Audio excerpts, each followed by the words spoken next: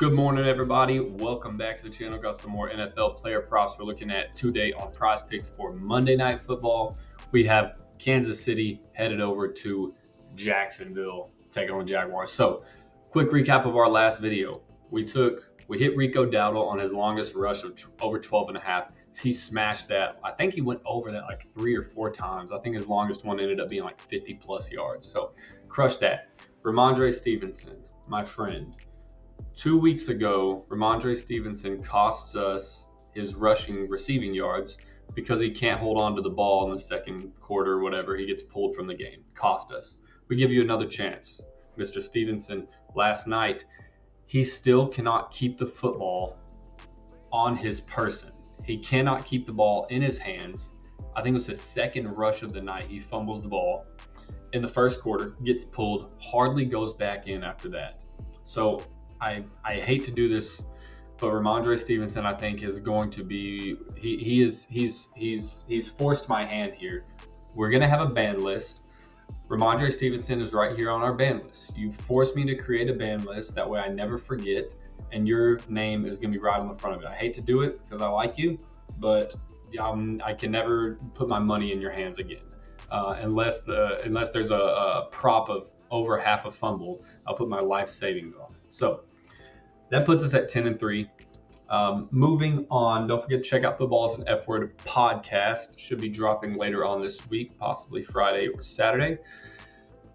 So, KC and Jacksonville. For Kansas City, I want to take a running back here. Really want to take a running back. Kareem Hunt shows to be their lead back. He clears Pacheco in rush attempts this year. Not by a ton, by like 4 or 5 rush attempts, I think.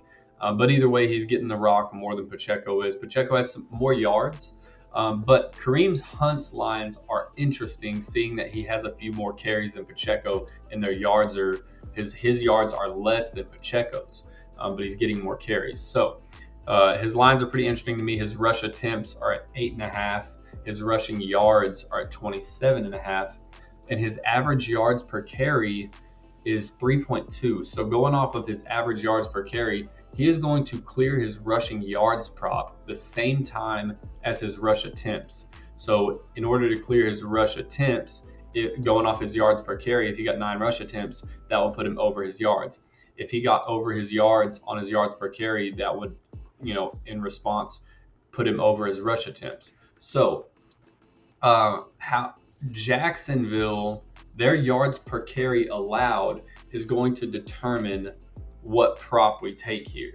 So when we look at Jacksonville's yards per carry, if we're going to look at their yards per carry versus his yards per carry, if their yards per carry allowed is more than 3.2, then we're just going to go ahead and take his rushing yards, because he's probably going to get a few more extra yards per carry, putting him over his yards before his attempts. However, if their yards per carry allowed is less than his yards per carry of 3.2, then it might be safer to go rush attempts, because they might stuff him a little more and keep his average down. So his average 3.2, we look at yards per carry, Jacksonville is giving up 3.9. So that is 0.7 yards more than his 3.2 average yards per carry. So with that being said, we're going to go ahead and just take his rushing yards of 27.5. I think that, as opposed to his attempts, I think that makes more sense. Also, game flow, KC should be playing with the lead. I'm hoping not too much of a lead because of what our next pick is, but should be playing with the lead. Feed the rock a little bit here, get you some yards. This is something, honestly, he could clear by halftime, third quarter. He's cleared it, I think, his last 3 games. He's doing pretty good so far. So 34, 34, 31. So only once this year has he not cleared this. And Chiefs are getting it back together. So Patrick Mahomes is going to get hot too, open up this run game a little bit. So that'll be pick number 1. Pick number 2 is also going to be running back. It's going to be Travis Etienne for Jacksonville. Now this one, game flow is going to matter a lot more here, because if it's just a blowout in the fourth quarter, Travis Etienne is not going to get the rock a whole lot. Now, this is something that we either need him to. I need him at like 45 rushing yards by halftime. for me to be comfortable with this, or the game to be really close, or even Jacksonville to have the lead. That would make me feel good about this too. But when we look at defensive matchups, yards per carry right here, Kansas City is giving up 4.9 yards per carry. That is bottom 5 in the league. Travis Etienne is averaging 6.1 yards per carry. That's massive.